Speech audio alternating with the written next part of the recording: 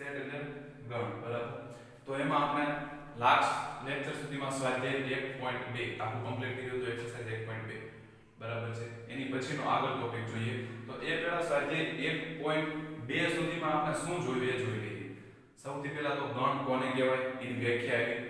ગણને પછી બે રીતે તમે દર્શાવી શકો, કઈ રીતે? યાદીની રીતે અને ગુણધર્મની રીતે. પછી શું હતું કે સ્વાધ્યાય 1.1 ને રિલેટેડ જે હતું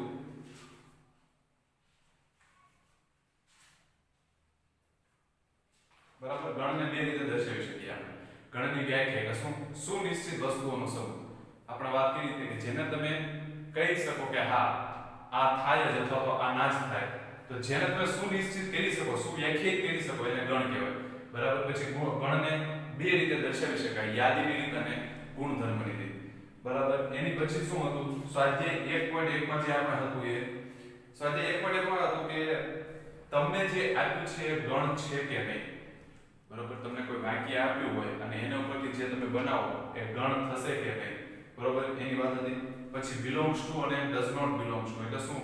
કોઈ ઘટક કોઈ ગણમાં આવે તો એને belongs to કહેવાય, ના આવે તો does not belongs to. એની પછી હતી ગણને તમારે યાદીની રીતે દર્શાવવાનું હતું, બરાબર. પછી એ જ રીતે ગુણધર્મની રીતે દર્શાવવાનું હતું. તો આટલો જે ટોપિક હતો એ એક્સરસાઇઝ 1.1 માં હતો. પછી 1.1 પછી જે હતું શું હતું? એમાં ખાલી ગણ. ખાલી ગણ એટલે શું? તો કે એવો ગણ કે જેમાં એક પણ ઘટક ના હોય તો એને શું કહેવાય?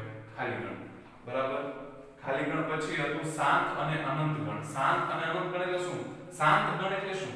તો કે જે ગણમાં ઘટકોની સંખ્યા નિશ્ચિત હોય, મર્યાદિત હોય, જેને તમે ગણી શકો એને શું કહેવાય? શાંત ગણ. અને જો ગણી ના શકો, જેની અંદર અનંત ઘટકો આવેલા હોય તો એને શું કહેવાય? અનંત ગણ, બરાબર. એના નામ પરથી છે. અને પછી આવ્યું હતું છેલ્લે લાસ્ટ સમાન ગણ. છેલ્લે તો સમાન ગણ. સમાન ગણ એટલે શું? તો કે જો કોઈ બે ગણની અંદર એક સમાન ઘટકો આવેલા હોય, એનો મતલબ કે ધારો કે ગણ A ની અંદર 1 2 3 હોય અને ગણ B ની અંદર 3 2 1 હોય, તો A અને B બંને કેવા કહેવાય? સમાન ગણ. કારણ કે બંનેમાં 1 2 3 1 2 3 ઘટકો છે, બરાબર. પણ જો ગણ A ની અંદર 1 2 3 અને B ની અંદર 4 5 6 હોય તો A અને B સમાન થશે નહીં. કેમ? કારણ કે A અને B માં ઘટકોની સંખ્યા સમાન છે, બંનેમાં 3 3, પણ બંનેમાં ઘટકો સમાન નથી, બરાબર. તો સમાન ક્યારે કહેવાય? કે જ્યારે બંનેની અંદર જે ઘટકો આવેલા હોય બંને ગણની અંદર જો એ બંને સમાન હોય તો એને શું કહેવાય? સમાન ગણ, બરાબર. તો આ ચાર પ્રકારના ગણ જોયા હતા. કયા કયા ગણ? કયા ચાર પ્રકારના ગણ જોયા? તો અત્યારે વાત કરીએ શાંત ગણ, અનંત ગણ, પછી સમાન ગણ, બરાબર છે. શાંત ગણ અને ખાલી ગણ. ખાલી ગણ કે જેની અંદર એક પણ ઘટક ના હોય. શાંત અને અનંત ગણ. શાંત ગણ એટલે કે જેની અંદર નિશ્ચિત કોઈ ચોક્કસ સંખ્યામાં ઘટકો હોય તો એને શું કહેવાય? શાંત ગણ. અનંત ગણ એટલે કે જેની અંદર અનંત ઘટકો આવેલા હોય એને અનંત ગણ કહેવાય. અને છેલ્લે જોયું એમ લાસ્ટ શું હતું? સમાન ગણ. સમાન ગણ કોને કહેવાય? કે જો કોઈ બે ગણની અંદર સમાન ઘટકો આવેલા હોય તો સમાન ગણ કહેવાય. હવે એની પછી નેક્સ્ટ આવે છે ઉપગણ. ઉપગણ એટલે શું? ઇંગ્લિશમાં કહેવાય એને સબસેટ, બરાબર. ઉપગણ એટલે શું? સબસેટ. તો એની વ્યાખ્યા શું? ઉપગણ એટલે શું? તો કે જો ગણ A નો પ્રત્યેક ઘટક ગણ B નો પણ ઘટક હોય તો ગણ A ને ગણ B નો ઉપગણ કહેવાય, બરાબર. ઉદાહરણ તરીકે જો વ્યાખ્યા પરથી હું એમ કહું કે માનો હું A 1 2 3 લો અને B 2 3 5 7 લો, બરાબર છે. તો વ્યાખ્યા શું કહે છે? કે જો ગણ A નો પ્રત્યેક ઘટક ગણ B નો પણ ઘટક હોય તો ગણ A ને ગણ B નો ઉપગણ કહેવાય. તો અહીંયા જો ગણ A નો પ્રત્યેક ઘટક ગણ B નો પણ ઘટક છે. જો A ના દરેકે દરેક ઘટકો B ની અંદર આવી જાય છે, તો અહીંયા 1 2 3 છે, તો જો અહીંયા 2 3 આવે છે પણ 1 આવતો નથી, ના, તો આને ઉપગણ કહેવાય નહીં. આપણે ચલો 1 લઈ લઈએ અંદર. Suppose B 1 2 3 9 11. આ રીતે કોઈ ગણ B છે. તો ગણ A ની અંદર 1 2 3 છે, ગણ B ની અંદર 1 2 3 9 11 છે. તો ગણ A ના પ્રત્યેક ઘટક ગણ B ની અંદર છે? હા છે. જો અહીંયા 1 2 3 છે તો 1 2 3 છે. તો ગણ A ને ગણ B નો શું કહેવાય? ઉપગણ. જો આવી રીતે થાય તો એના દરેકે દરેક ઘટક આની અંદર હોવા પડે. એક પણ ઘટક ના હોય તો ના ચાલે. બરાબર. તો 1 2 3 જે ઘટકો છે એ બધા b ની અંદર છે, તો a ને b નો શું કહેવાય? ઉપગણ. ઉપગણ એટલે ઇંગ્લિશમાં સબસેટ. બરોબર. બને ત્યાં સુધી હવે કોઈક શબ્દો જે મેથેમેટિક હોય એને તમે ટ્રાય કરજો ઇંગ્લિશમાં યાદ રાખવાનું. બરોબર. આગળ જતા તમારે કામમાં આવશે. પછી દરેક જગ્યાએ માનો કે ઇંગ્લિશ મીડિયમમાં ત્યાં પછી ઉપગણ ને એ રીતે નહીં આવે. બરાબર. એટલે જ્યાં સુધી બને કે જે શબ્દોનો ગણિતમાં વારાફરતી ઉપયોગ થતો હોય, ખૂબ જ બહોળા પ્રમાણમાં ઉપયોગ થતો હોય, તો એને તમારે બને ત્યાં સુધી ઇંગ્લિશ વર્ડ સાથે યાદ રાખવાનું. બરોબર. ઉપગણ એટલે શું? સબસેટ. તો ખબર પડી કે સબસેટ કોને કહેવાય? ગણ a નો પ્રત્યેક ઘટક ગણ b ની અંદર હોય તો એને શું કહેવાય? ઉપગણ કહેવાય. બીજી રીતે કહીએ તો આપણને ગાણિતિક સ્વરૂપમાં કહીશે હવે કે જો હું કોઈ ઘટક a ગણ a ની અંદરથી લઉં તો એ જે મેં ઘટક લીધો છે મારે b માં પણ મળવો પડે. બરાબર. માનો કે હું જો 2 ક્યાંથી લઉં છું? a માંથી. તો 2 જો a માં હોય તો 2 મારે b માં પણ મળવો પડે. એટલે જે ઘટક હું a માંથી લઉં એ મારે b માં પણ મળવો પડે. બરાબર. તો શું કહેવાય? a is a subset of b. તો a આનો સબસેટ વડે દર્શાવે. બરોબર. આ શું છે? સબસેટ. ઉપગણનો ગાણિતિક સંકેત. એટલે a is a subset of b એટલે શું? a b નો ઉપગણ છે. તો ઉપગણને સંકેતમાં સબસેટ આ રીતે c નથી. બરોબર. પણ આવી રીતે લાંબા પાકા વાળા રીતે a is a subset of b એટલે સબસેટ આવી રીતે. બરાબર. મોટા c વડે આ વાક્ય આમ ખેંચેલા હોય એ રીતે. તો લખ્યું છે કે ઉપગણને સંકેતમાં આ રીતે દર્શાવાય છે. બરાબર. a is a subset of b. તો આને તમે બે રીતે વાંચી શકો. શું? તો કે a is a subset of b એટલે a b નો ઉપગણ છે. અને આને બીજી રીતે પણ તમે વાંચી શકો a is contained in b. બરોબર. a is contained in b એટલે a b ની અંદર સમાયેલો છે. બરોબર. સબસેટ એટલે શું? એની અંદર સમાય છે. તો a અહીંયા જો a b ની અંદર સમાયેલો છે. કેમ? કારણ કે a ના દરેક ઘટક b ની અંદર આવી જાય છે. બરાબર છે. હવે જો a એ b નો ઉપગણ ન હોય તો શું લખાય? a does not subset of b અથવા તો a is not subset of b અથવા તો a is not contained in b. બરાબર. આ જ રીતે પણ એની પર જો તમે આડો લીધો મારી દીધો આ રીતે તો a એનો સબસેટ નથી. બરાબર. આપણે વાત કરી હતી કે અહીંયા હું એક કાઢી નાખું તો અહીંયા જો હવે શું થઈ ગયું કે a ની અંદર 1 2 3 છે પણ b ની અંદર 2 3 9 11 છે. અહીંયા 1 છે, અહીંયા 1 નથી. તો a b નો સબસેટ થશે નહીં. એ જ રીતે b પણ a નો નહીં થાય કારણ કે b ની અંદર 9 11 છે જે 9 11 અહીંયા નથી પાછા. એટલે આને શું લખીએ કે a does not subset of b અને તમે બીજું પણ લખી શકો b does not subset of a. બરાબર. જો ઉપગણ ન હોય તો તમે આ રીતે દર્શાવી શકો does not subset અથવા તો is not subset અથવા does not contained. a b ની અંદર આવતો નથી. બરાબર. પછી લખ્યું છે કે જો a is a subset of b અને b is a subset of a if and only if a is equals to b. આનો મતલબ શું? કે જો a b નો ઉપગણ હોય, બહુ અગત્યનો ટર્મ છે યાદ રાખજો. જો a b નો ઉપગણ હોય અને b પાછો a નો ઉપગણ હોય એટલે બંને એકબીજાનો ઉપગણ હોય. એવું ક્યારે બને? તો કે એવું ત્યારે જ બને કે જ્યારે a અને b આ બંને ગણ એક સમાન હોય તો જ. તમે તમારી રીતે બરોબર સામાન્ય રીતે તમે વિચારી શકો કે જો a b નો ઉપગણ હોય મતલબ શું કે a ના બધા જ ઘટકો b ની અંદર હોય પ્લસ b ના બધા જ ઘટકો જો a ની અંદર હોય તો એવું ક્યારે બને? તો એવું ત્યારે જ બને કે જ્યારે a અને b બંને સમાન હોય ત્યારે. બરાબર. એટલે એમ કહે છે કે જો a is a subset of b હોય, b is a subset of a હોય તો a is equals to b જ થાય. બરાબર. આને તમારે લખવાનું નથી પણ આને તમે શાબ્દિક ભાષામાં યાદ રાખો કે જો a ના બધા જ ઘટકો b ની અંદર હોય અને b ના બધા જ ઘટકો a ની અંદર હોય તો એવું ક્યારે બને? તો કે એવું ત્યારે જ બને કે જ્યારે a અને b બંને સમાન હોય ત્યારે. બરોબર. તો અહીંયા છે આ નિશાનીની વાત કરી છે. બરોબર. તો આ શું છે? આને કહેવાય દ્વિપ્રેરણ. દ્વિપ્રેરણ જો એક અહીંયા હતું આને કહેવાય ખાલી પ્રેરણ.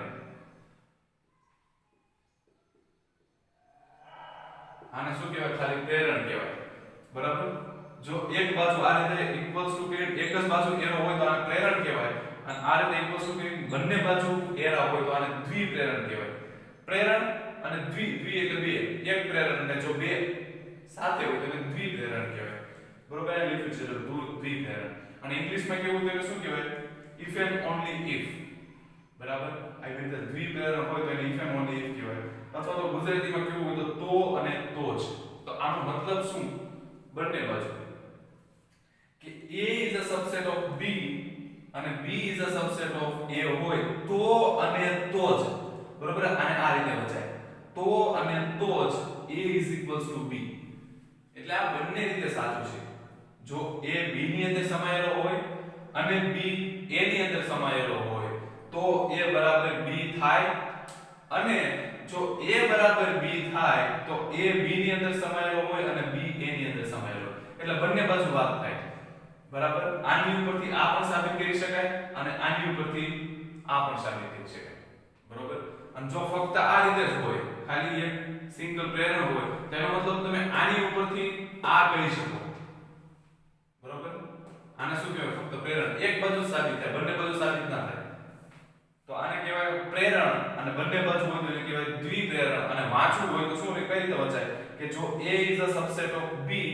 અને b is a subset of a તો અને તો જ a બરાબર b બરાબર છે આગળ જોઈએ ગણ a પોતે પોતાનો ઉપગણ હોય જ બરાબર છે કેમ ગણ a પોતે પોતાનો ઉપગણ કઈ રીતે હોય તો એની વ્યાખ્યા ઉપરથી જ જોઈ શકીએ આપણે કે માનો કે ગણ a તરીકે હું 1 2 3 લો ફરીથી suppose a is equals to 1 2 3 બરાબર તો a is a subset of a તો થશે જ કેમ કારણ કે a ના દરેક ઘટક a ની અંદર તો આવે જ ને સીધી વાત છે જો a બરાબર 1 2 3 લ્યો તો 1 2 3 એ પાછા a ની અંદર તો હોવાના જ ફરીથી જો a નો s તમે લ્યો તો બરોબર a ની જગ્યાએ શું આપણને આપ્યું છે 1 2 3 is a subset of a ની જગ્યાએ પાછો 1 2 3 તો આ શું થયું 1 2 3 એ 1 2 3 ની અંદર તો છે એટલે કે a પોતે પોતાનો તો ઉપગણ હોય જ કોઈ પણ ગણ પોતે પોતાનો ઉપગણ હોય જ બીજું ખાલી ગણ એ દરેક ગણનો ઉપગણ હોય બરોબર છે ખાલી ગણ એટલે શું આપણે વાત કરી હતી કે જે ગણમાં કોઈ પણ ઘટક ન હોય ખાલી ગણ કહેવાય અને એને કેના વડે દર્શાવાય 5 વડે તો એ 5 જે છે એ દરેક ગણનો ઉપગણ તો હોય જ એનો મતલબ 5 is a subset of a 5 is a subset of b similarly 5 is a subset of c 5 is a subset of b એટલે ખાલી ગણ દરેક ગણનો ઉપગણ હોય જ બરાબર છે તો આ બંને ખૂબ જ અગત્યના છે આની પછી જ્યારે ઘાત ગણ આવશે ત્યારે આ બંને ત્યાં ફરીથી એની વાત આવશે આ બંનેની ક્યારે તો કે કોઈ પણ ગણ પોતે પોતાનો ઉપગણ હોય જ પ્લસ ખાલી ગણ પણ દરેક ગણનો ઉપગણ હોય જ એનો મતલબ આવી રીતે ખાલી ગણ હોય એટલે કોઈ પણ ગણ દરેક ગણનો ઉપગણ તો હોય જ બરાબર છે એની પછી જોઈએ કે સમય સંખ્યાનો ગણ q એ વાસ્તવિક સંખ્યા ગણ r નો ઉપગણ છે હવે આ તો કોમન છે આપણે વાત કરી હતી કે માનો કે આપણે વાસ્તવિક સંખ્યા જોઈએ તો આ શું છે સંખ્યા રેખા બરોબર અહીંયા હું લઈ લો 0 આ બાજુ બધી ધન સંખ્યા 1 2 3 અનંત સુધી આ બાજુ ઋણ સંખ્યા -1 -2 -3 અનંત સુધી બરાબર તો સમય સંખ્યા એટલે શું અપૂર્ણાંક સંખ્યા કોઈ પણ સંખ્યાને તમે p ના છેદમાં q વડે દર્શાવી શકો તો એ સંખ્યાને તમે સમય સંખ્યા કહી શકો બરાબર છે કોઈ પણ સંખ્યાને જો તમે અપૂર્ણાંક સ્વરૂપે દર્શાવી શકો એનો મતલબ 5 ના છેદમાં 9 આ સમય સંખ્યા કહેવાય હા કારણ કે અપૂર્ણાંક છે જો જે સંખ્યાને અંશ અને છેદ હોય એને તમે કેવી સંખ્યા કહી શકો સમય સંખ્યા તો સમય સંખ્યા એનો ગણ જે છે q બરાબર એ વાસ્તવિક સંખ્યા ગણ r નો ઉપગણ છે એટલે સમય સંખ્યા દરેકે દરેક સમય સંખ્યા વાસ્તવિક સંખ્યા તો હોય જ એ તો સીધી વાત છે કે આની ઉપર જે સંખ્યા રેખા ઉપર છે એની ઉપર જે પણ સંખ્યાઓ આવેલી છે બધી કેવી છે વાસ્તવિક સંખ્યાઓ સંખ્યા રેખા કેના વડે બને છે વાસ્તવિક સંખ્યા વડે તો આ બધી કેવી થઈ છે વાસ્તવિક સંખ્યાઓ બરાબર પણ સમય સંખ્યા એટલે શું કે જે સંખ્યાને તમે p ના છેદમાં q વડે દર્શાવી શકો એને જ શું કહેવાય સમય સંખ્યા બરાબર તો એનો મતલબ શું કે દરેક સમય સંખ્યા એ વાસ્તવિક સંખ્યા થશે બરાબર દરેક સમય સંખ્યા શું થશે વાસ્તવિક સંખ્યા એનો મતલબ વાસ્તવિક સંખ્યા આ રીતે જો દરેક સમય સંખ્યા એ વાસ્તવિક સંખ્યા થશે એટલે સમય સંખ્યાનો ગણ એ ઉપગણ થશે કોનો વાસ્તવિક સંખ્યા ગણ r નો પણ આનું ઉલટું સાચું નથી r is not subset of q એનો મતલબ દરેક વાસ્તવિક સંખ્યા એ સમય સંખ્યા ન હોય સીધી વાત છે વાસ્તવિક સંખ્યામાં તો શું આવશે √3 પણ આવશે બરોબર વાસ્તવિક સંખ્યામાં શું આવશે √3 આવશે પણ √3 પાછો q માં નહીં આવે q કારણ કે કેવી સંખ્યા છે સમય સંખ્યા એટલે સમય સંખ્યાનો ગણ q એ વાસ્તવિક સંખ્યા ગણ r નો શું થાય ઉપગણ એટલે દરેક સમય સંખ્યા એ વાસ્તવિક સંખ્યા તો હોય જ દરેક સમય સંખ્યા શું હોય વાસ્તવિક સંખ્યા તો હોય જ એની પછી આગળ જોઈએ કે પ્રાકૃતિક સંખ્યાનો ગણ n નેચરલ નંબર્સ એ પૂર્ણાંક સંખ્યા ગણ z નો ઉપગણ થાય કઈ રીતે તો કે પ્રાકૃતિક સંખ્યા ગણ n માં શું આવે પ્રાકૃતિક સંખ્યા ગણ n માં શું આવે બધી પોઝિટિવ સંખ્યાઓ 1 2 3 4 5 6 7 એ રીતે અનંત સુધી અને z એનો મતલબ પૂર્ણાંક સંખ્યામાં શું આવે આ બાજુ બધી ઋણ સંખ્યાઓ -1 -2 -3 એ રીતે અનંત સુધી પછી 0 પછી 1 2 3 તો નાનો ગણ કયો થયો પ્રાકૃતિક સંખ્યાનો ગણ બરોબર દરેક પ્રાકૃતિક સંખ્યા જે છે એ પૂર્ણાંક સંખ્યામાં તો આવી જ જશે તો એનો મતલબ શું કે n is a subset of z પ્રાકૃતિક સંખ્યા દરેક પ્રાકૃતિક સંખ્યા શું થશે પૂર્ણાંક સંખ્યા થશે એટલે શું કહેવાય n is a subset of z તો આપણે જે પણ ગણ જોયા સંખ્યાની દ્રષ્ટિએ પ્રાકૃતિક સંખ્યા પછી પૂર્ણ સંખ્યા એટલે શું પ્રાકૃતિક સંખ્યા તો ખરી પણ એને શું ઉમેરી દેવાનું 0 એટલે પૂર્ણ સંખ્યા w માં શું આવે 0 થી ચાલુ થાય 0 1 2 3 4 અને n એટલે શું 1 થી ચાલુ થાય તો નાનો ગણ કયો થયો પ્રાકૃતિક સંખ્યાનો ગણ એ કેની અંદર સમાવિષ્ટ થાય w ની અંદર પૂર્ણ સંખ્યાની અંદર બરાબર છે કારણ કે આ 1 2 3 4 થી ચાલુ થાય આ 0 થી ચાલુ થાય 0 1 2 3 4 પછી is a subset of z એટલે શું પૂર્ણાંક સંખ્યાઓનો ગણ એટલે બધી ઋણ પૂર્ણાંક સંખ્યાઓ બધી ધન પૂર્ણાંક સંખ્યાઓ પ્લસ 0 બરાબર એટલે આની કરતા w મોટો n કરતા w મોટો w કરતા ગણ z મોટો હવે z એટલે શું પૂર્ણાંક સંખ્યાનો ગણ is a subset of q કારણ કે પૂર્ણાંક સંખ્યા પછી કેની અંદર આવી જાય સમય સંખ્યાની અંદર બરોબર છે એટલે z is a subset of q અને અત્યારે જોયું કે q is a subset of r કેમ કારણ કે q એટલે શું સમય સંખ્યા r એટલે શું વાસ્તવિક સંખ્યા એટલે દરેક સમય સંખ્યા વાસ્તવિક સંખ્યા તો હોય જ અને પછી આવશે r એટલે સબસેટ ઓફ c એટલે શું હકીકતમાં c છે c એટલે કોમ્પ્લેક્સ નંબર એટલે શું સંકર સંખ્યાઓ પણ એ તમારે આગળ આવશે અત્યારે 11 માં ચેપ્ટર 5 નું છે આપણે સંકર સંખ્યાઓ એ સૌથી મોટામાં મોટી સંકર સંખ્યા આ જે ગણ છે સૌથી મોટામાં મોટો એટલે આ જે સંકર સંખ્યાનો ગણ છે આ બધી જ સંખ્યાઓનો સમાવેશ કરી લે n w z q r આ બધું c માં સમાવેશ થઈ જાય એટલે કદની દ્રષ્ટિએ સંખ્યાની દ્રષ્ટિએ સૌથી મોટામાં મોટો ગણ કયો સંકર સંખ્યાઓ બરોબર પણ આ તમારો ધોરણ 10 સુધી ભણવામાં આવ્યો નથી અત્યાર સુધી તમને ફક્ત આટલું જ છે r સુધી બરાબર પણ હવે છે ચેપ્ટર 5 નું આપણે ધોરણ 11 માં ચેપ્ટર 5 છે સમય સંખ્યા સોરી સંકર સંખ્યા એટલે શું કોમ્પ્લેક્સ નંબર્સ બરાબર તો નાનો ગણ n બરાબર છે એ કોનો સબસેટ થાય w નો પૂર્ણ સંખ્યાનો એ કોનો સબસેટ થાય z પૂર્ણ સંખ્યાનો એ કોનો સોરી પૂર્ણાંક સંખ્યાનો એ કોનો સબસેટ થાય q સમય સંખ્યાનો એ કોનો સબસેટ થાય r વાસ્તવિક સંખ્યાનો એ કોનો સબસેટ થાય c કોમ્પ્લેક્સ નંબર્સ બરાબર છે પછી એક વ્યાખ્યા આવે છે કે જો a is a subset of b અને a does not equals to b હોય તો a ને b નો ઉચિત ઉપગણ એટલે શું કહેવાય પ્રોપર સબસેટ કહે છે અને b ને a નો અધિગણ કહે છે અધિગણ એટલે શું સુપરસેટ બરાબર છે એનું ઉદાહરણ જોવો એટલે તમને વ્યાખ્યા વધારે ખ્યાલ આવશે દાખલા તરીકે a બરાબર હું 1 2 3 લઈ લઉં અને b બરાબર 1 2 3 4 લઈ લઉં તો અહીંયા કોનો ઉપગણ છે જુઓ તમે a b નો ઉપગણ છે હા કારણ કે 1 2 3 a ના દરેક ઘટકો b ની અંદર છે પણ b ની અંદર એક એવો ઘટક છે કે જે પાછો a ની અંદર નથી બરોબર તો a is a subset of b થયું અહીંયા જો a subset of b થયું કારણ કે 1 2 3 ક્યાં છે b માં છે એટલે a is a subset of b થયું પરંતુ a does not equals to b એનો મતલબ a અને b સમાન નથી કેમ કારણ કે b માં 4 છે જે a માં નથી એટલે વ્યાખ્યા પ્રમાણે શું થાય કે a is a subset of b અને a અને b બંને સમાન ના હોય તો જે નાનો ગણ છે એને શું કહેવાય ઉચિત ઉપગણ અને જે મોટો ગણ છે એને શું કહેવાય અધિગણ બરાબર પ્રોપર સબસેટ અને સુપરસેટ તો અહીંયા આ ઉદાહરણમાં પ્રોપર સબસેટ કોણ થશે a બરાબર કારણ કે a શું છે નાનો છે a b ની અંદર સમાયેલો છે અને a અને b પાછા સરખા નથી તો શું થયું a એ b નો ઉચિત ઉપગણ થશે અથવા અથવા તો બને ત્યાં સુધી તમે ઇંગ્લિશમાં યાદ રાખજો તો વધારે સરળ પડશે. પ્રોપર સબસેટ બરાબર છે. a b નો શું થશે પ્રોપર સબસેટ અને b એ a નો શું થશે સુપરસેટ. સુપર એટલે આનાથી મોટો ગણ બરોબર. a ને સમાવી લે અને પાછા એવા અમુક ઘટકો હોય કે જે પાછા a માં ના હોય બરાબર છે. તો એને શું કહેવાય પ્રોપર સેટ.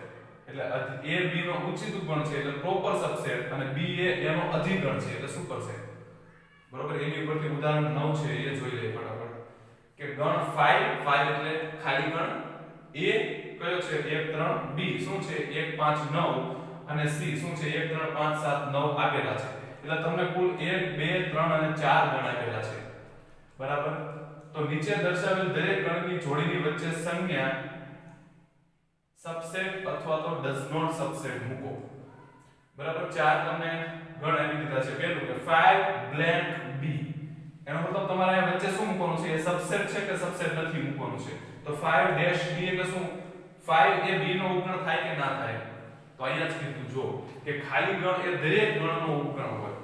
તો અહીંયા જે ખાલી ગણ છે એ b નો તો ઉપગણ થશે એટલે શું હશે સબસેટ બરાબર. એની પછી જોઈએ બીજું કે a ડેશ b એનો મતલબ શું કે a એ b નો ઉપગણ છે કે નહીં.